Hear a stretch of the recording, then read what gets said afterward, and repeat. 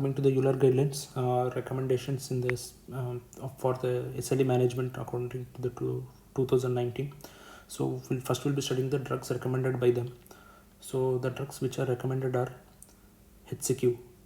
HCQ is hydroxychloroquine, and if the patient is diagnosed with an SLE at any stage or at any severity, we give HCQ.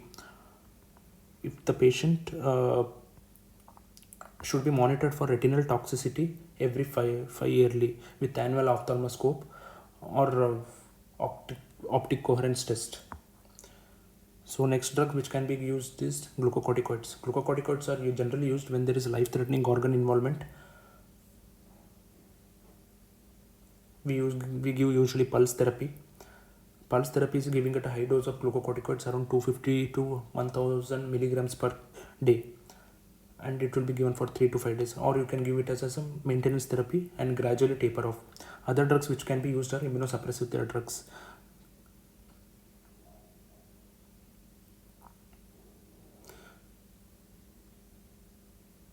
So coming to the immunosuppressive drugs, HCQ is used when the HCQ and glucocorticoid combination is not effective. And when the patient is having and we are unable to taper off the glucocorticoids, then we use the immunosuppressive agents, or when there is life-threatening organ involvement. So with drugs which are used are cyclophosphamide, azathioprine, methotrexate, and mycophenolate mofetil, MMF. So biologicals are used when we use a combination of HCQ, high dose glucocorticoids, along with that immunosuppressive therapy, but still the symptoms is not improving. Then we consider biologicals. Biologicals include rituximab or belimumab, which are used in an SLE. So SLE management we can divide into two parts: renal and non-renal. So coming to the non-renal organ involvement, how do you manage a patient with a non-renal organ involvement in an SLE patient? First, we classify into mild, moderate, and severe. In the mild variety, it constitutes the patient when the patient is having constitutional symptoms, when the patient is having arthralgia, when the patient is having cutaneous manifestation, and the rash percentage, it is less than 9% of whole body surface area, when the platelet count is 50,000 to 1 lakh, or when the SLEDAI score is less than 6. Then we consider it as a low mild variety, and when the British Islet Lupus Assessment Group Index comes under class C of symptoms are there. Which we call moderate SLE when the patient is having RA-like symptoms, when the patient is having a rash percentage of 9 to 18%, or when the patient is having serositis features also, and the platelet count is less than 30 to 50,000, or when the SLEDAI score is around 7 to 12, or when the patient is having BILAG class B. We call it as severe SLE when there is life-threatening organ involvement. It can involve CNS causing cerebritis. It can involve renal causing nephritis. It can involve blood manifestation, or it causing the platelet count to be less than 30,000. Then we call it as severe SLE. Or when the patient is having TP-like disease, or when the patient is having myocarditis, when the patient is having pneumonitis, all we consider or classify under severe variety. So how do you manage a patient with these organ involvements? For the mild variety, first line agents which we use are HCQ, hydroxychloroquine, and along with that low dose glucocorticoids can be tried. If the patient is not responding to this treatment, then it is refractory when we give HCQ along with that high dose of glucocorticoids. Otherwise, we can consider the immunosuppressive agents such as methotrexate or azathioprine. So coming to the moderate variety, when the patient is having these kind of symptoms like constitutional symptoms along with that serositis or arthritis, which is, we go with hydroxychloroquine and glucocorticoids. If it is refractory, we give hydroxychloroquine and glucocorticoids IV. Along with that, we give immunosuppressive therapy such as MMF. The second line treatment, which can be drugs which can be used, are calcineurin inhibitors such as tacrolimus or belimumab. These are the drugs which can be considered in a moderate SLE. When the patient is having severe SLE, the first line agent which we use are HCQ. Along with that, glucocorticoids are given at high doses, pulse therapy. Then followed by it is usually 250 to 1000 milligrams per day for 3 to 5 days. You can add cyclophosphamide also, and we can the patient is refractory to these kind of at this level of the glucocorticoids also, then we can give HCQ along with the IV corticosteroids. And the patient, if he is refractory to those also, we cyclophosphamide also, we go ahead with biological such as rituximab or belimumab. So this completes the management of in a patient with SLE with non-renal involvement. Coming to the renal involvement, it involves two phases. So first we do induction, then followed by maintenance. Induction is to reduce the life-threatening or worsening of the renal parameters. So we usually prefer mycophenolate mofetil or cyclophosphamide. We usually prefer low dose, and we usually follow Eurolupus regimen.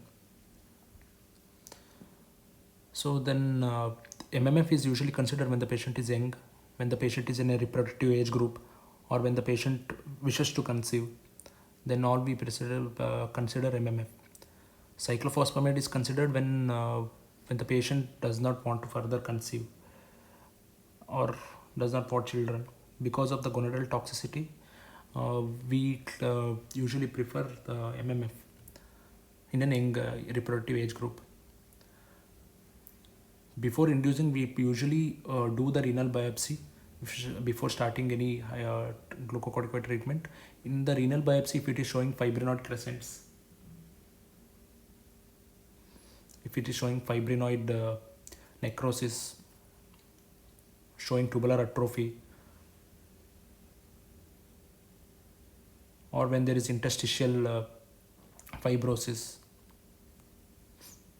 so there is increased chances of progression to end-stage renal disease in those patients. And in a patient who has not worsening, there is significant clinical deterioration with increase in the serum creatinine, when there is anuric, when the patient becomes hemodialysis dependent. In all those cases, when the patient has increased risk of progression to end-stage renal disease, or when the patient is having significant clinical deterioration, we go ahead with the high-dose cyclophosphamide therapy, usually followed by, which we follow, the regimen is NIH protocol.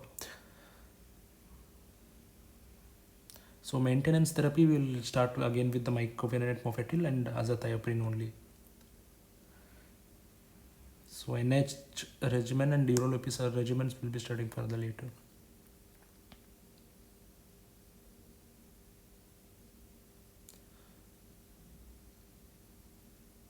So maintenance therapy, in respect to that, you would be going ahead with the cyclophosphamide and mycophenolate mofetil. Cyclophosphamide is very cheap and mycophenolate mofetil is very costly. It costs around roughly one per month. It costs around 3,000 to 4,000, whereas cyclophosphamide is very low, cheap drug. Coming to the skin manifestation, first agents which we used are the topical agents, such as sunscreens, to avoid the ultraviolet rays exposure.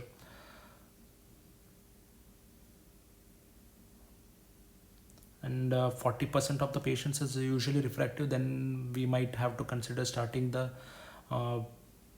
methotrexate. Even in the skin manifestation, next we can use thalidomide, which is not usually recommended. The patient can have neuropathies, and the patient usually not preferred in a patient in a reproductive age group and is significant comorbidity in affecting the pregnancy. So in this also we give hydroxychloroquine along with that sunscreen agents. And first you would ask the patient to stop smoking. If coming to the blood manifestations, it is quite different to the approach. Here we manifestations which are usually seen are thrombocytopenia, autoimmune hemolytic anemia, or autoimmune leukopenia. So if the platelet count is less than 30,000, we call it as severe type. And when the patient is having autoimmune hemolytic anemia, when there is significant drop with increase in LDH, with decrease in serum haptoglobin, all suggest of hemolytic anemia. First line agents which we use, high dose glucocorticoid steroids along with the azathioprine or mycophenolate mofetil. The underlying another, if the inflammation is further increasing, or when there is increased risk of infection in a patient while treating with high glucocorticoid steroids, we give IVIG. If the patient is responsive, means the platelet count has improved more than 50,000, then it is responsive. It is not improved more than 50,000. We give after if there is no response, then we go ahead with rituximab or cyclophosphamide.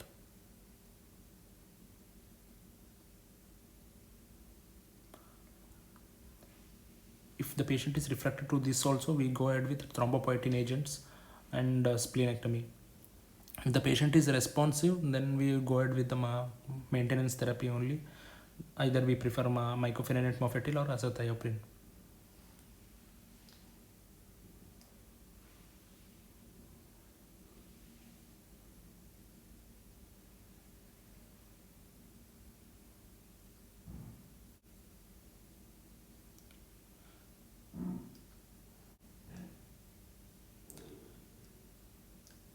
Next is our target. What is the target in an SLE treatment? Our target is to bring the patient to remission, or to bring the SLEDAI score to less than 0, where we continue hydroxychloroquine with no glucocorticoids. If the patient is having life-threatening organ involvement, we will bring a stage where the patient is having low disease activity. So what do we call low disease activity? As SLEDAI score of less than 4. Or here we continue along with HCQ. Along with that, we give glucocorticoids at a very low dose of less than 7.5 milligrams per day. Thank you.